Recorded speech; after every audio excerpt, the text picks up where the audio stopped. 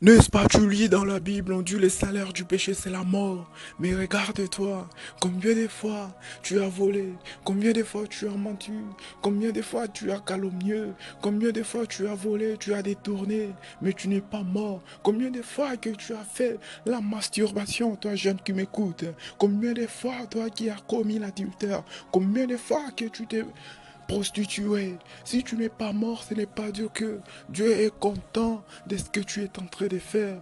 Mais Dieu use encore de la patience, ne voulant pas qu'aucun de nous puisse périr, mais voulant que nous tous nous puissions revenir à lui, voulant que toi tu vis encore dans le péché, tu puisses te repentir. Car Dieu n'est pas content de voir un pécheur mourir dans le péché, mais quand Dieu te donne encore le temps, c'est pour que tu te repentes. Ce n'est pas beau.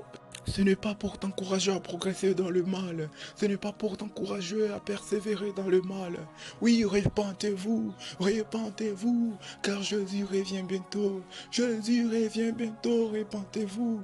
Oui, cette fois-ci, quand il va revenir, ce n'est pas pour venir mourir encore comme l'agneau immolé. Ce n'est pas pour venir mourir encore à cause de tes péchés, mais c'est pour l'enlèvement. Mon frère, ma sœur, où tu iras passer l'éternité, car Jésus revient bientôt. Regardez vous-même. Oui, les signes, les promesses sont en train de s'accomplir.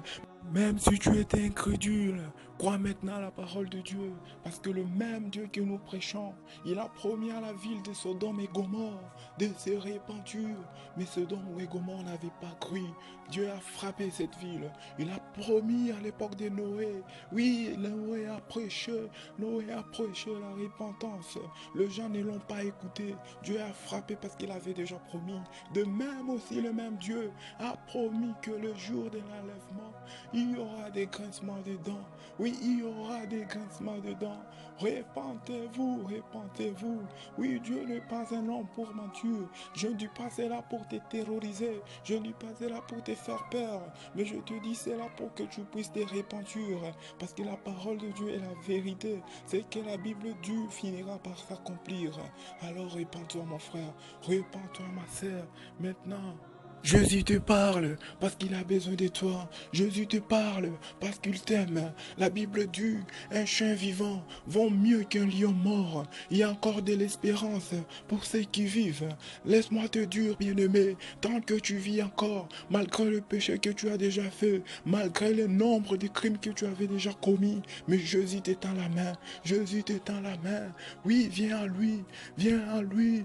Prends la décision maintenant d'abandonner le péché et de donner ta vie à Christ pour que tu vives. Car la Bible dit, l'immortalité et la vie éternelle se trouvent dans l'évangile de Jésus-Christ. Il n'y a que Jésus qui peut donner la vie. Il a dit lui-même, il est le chemin, la vérité et la vie. Nul ne peut aller au Père sans passer par le Fils. Nul ne peut aller à Dieu sans passer par Jésus-Christ. Soyez sages, soyez vigilants, rachetez le temps, les jours sont mauvais, rachetez le temps, les jours sont mauvais, Jésus revient bientôt, ne soyez pas distraits, ne soyez pas distraits, rachetez le temps, car les jours sont mauvais, Jésus revient bientôt.